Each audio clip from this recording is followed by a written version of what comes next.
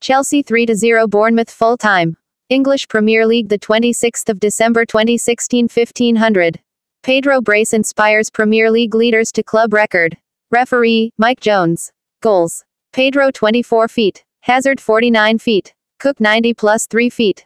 Antonio Conte might only have been Chelsea manager for 6 months, but, in the club's entire 111-year history, he now stands alone in overseeing the longest winning sequence of league matches.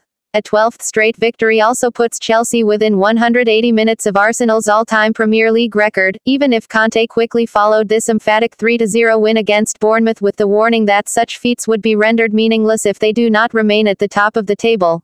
His team's advantage now stands at 7 points and, with Antonio booming out around Stamford Bridge, the Shed End's latest hero did feel sufficiently emboldened to declare that a good message had been sent to the chasing pack. Suspensions meant that Chelsea were without both Diego Costa and N'Golo Kante for the first time this season, but, with Eden Hazard delivering a magnificent individual performance as the main striker, victory was rarely in doubt. I think a lot of people waited, that without two really important players, we could lose points in this game, said Conte. It didn't happen. I can count on all my players in the squad. I try in every game to make the best decision for the team without looking at the faces. The contrast between Conte and Jose Mourinho, with largely the same group of players last season, is stark and has now been well rehearsed, but perhaps of greater relevance is another comparison. Not since Mourinho himself arrived in the Premier League with such swagger in 2004 has a manager made such an immediately impressive impact on English football. Conte's tactical switch to a three-man defense has prompted most comment, but underpinning Chelsea's success is something more subtle: the Italian's charismatic man management.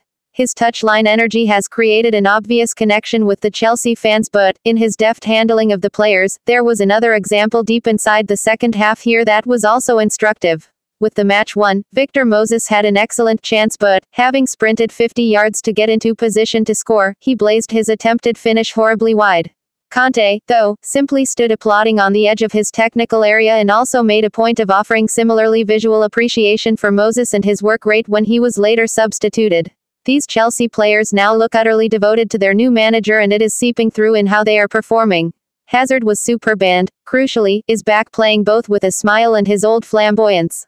Having controversially opted against starting Michy Batshuayi, it was also striking how Conte made a point both of bringing on the club's £33 million summer signing and then stressing that he would not be loaned out next month.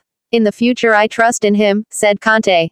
"He is a new player for Chelsea. To go on loan now is a defeat for the club and for me." Bournemouth manager Eddie Howe also made changes but was even more adventurous in mirroring Chelsea's three at the back.